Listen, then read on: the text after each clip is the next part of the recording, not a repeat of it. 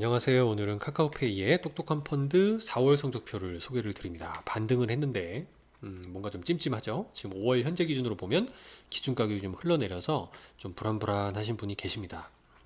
4월 한 달 동안 5.23%나 상승을 했어요.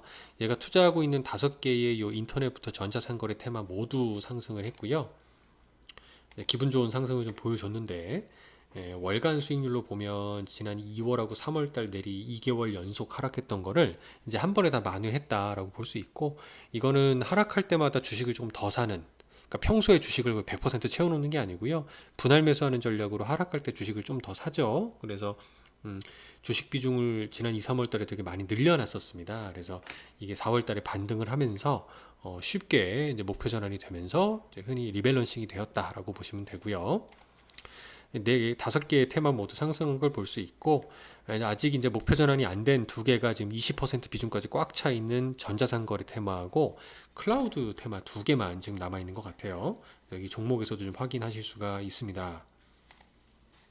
이 펀드는 지금 제가 매월 볼 때마다 여기가 되게 중요해요. 주식 비중이 80%대까지 올라갔다가 지금은 현재 주식 비중이 64.4%까지 내려왔습니다. 물론 그래도 이게 한 3, 40%밖에 안 되던 시절이 있었으니까 상당히 주식 비중이 좀 많다라고 볼 수가 있고요.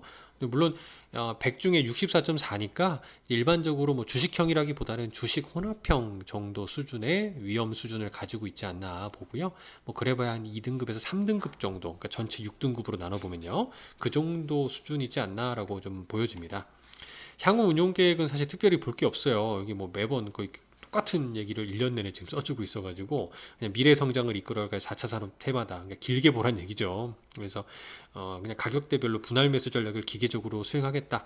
변동성을 타고 가기 때문에 우리가 그 타이밍을 모르고 그럼 결국은 이렇게 분할 매수에서 꾸준히 이 수익을 쌓아가다 보면은 뭐 장기적으로 큰 수익을 내줄 수 있다, 뭐 이런 얘기죠. 아마 요 매니저님께서도 예전에 저희 방송을 어떻게 타고 들어와 보신 다음에 뭐 댓글도 남겨주시고 했어요. 그래서 향후에 가능하다면 요 향후 운용 계획 부분에 이 5개 테마 ETF들, 요 테마들의 어떤 동향들, 뭐 뉴스 같은 것들을 조금 전망을 담아주시면 투자하신 분들이 좀 덜 불안하지 않을까, 요새가 될 때 생각이 좀 들어서 건의를 드리고 싶습니다.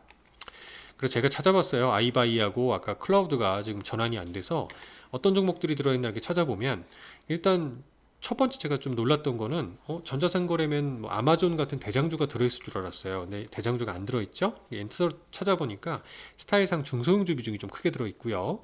그래서 또 중소형주 중에서도 제가 아는 종목들은요, 트립 어드바이저라든가 익스피디아처럼 해외여행 갈 때, 지금은 코로나 때문에 못 갔었지만 앞으로 코로나가 풀리면 굉장히 실적이 늘어날 걸로 예상되는 종목들이 좀 들어있죠.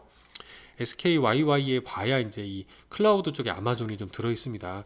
오라클 같은 서버 기업도 그렇고, 작년에 언택트 테마로 굉장히 매출이 높았습니다. 올해는 이제 상당히 기고 효과라 그러죠. 작년에 성장이 높았기 때문에 올해는 그거보다는 좀 성장률이 둔화되게 나오는 걸로기 때문에 뭔가 나쁜 것처럼, 좀 재미없는 것처럼 보여져서 투자자들의 매력을 좀 가져오지 못했다, 주목을 받지 못했다라고 볼 수 있고요.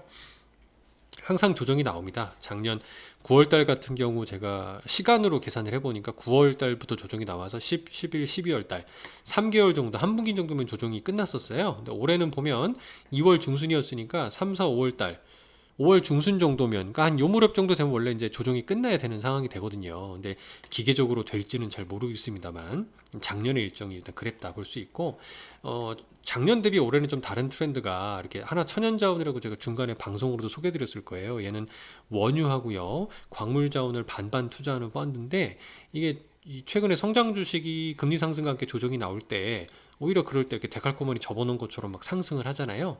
그래서 이런 주식들이 지금 요새 각광을 받고 있고, 작년에 안 좋았었기 때문에 올해는 오히려 얘들은 강한 기고가 아니라 기저효과가 나타나는 거죠. 그래서 그런 부분에서 지금 이쪽으로 가야 될 돈들이 지금 이렇게 이쪽으로 원자재 쪽으로 몰리는 게 아닌가라는 생각도 좀 들거든요. 근데 이런 장세를 순환매라고 합니다. 근데 순환매 때 제일 조심하셔야 되는 건 뭐냐면, 이거 좋다고 마냥 이쪽으로만 투자하시면은 내가 투자한 다음부터는 갑자기 성장주가 반등을 하죠. 그럼 성장주 다시 투자해야 되나? 그럼 또 그때는 성장주가 또 멈추고 횡보하고, 이런 그 원자재나 이렇게 가치주라고 하는 것들이 올라갑니다.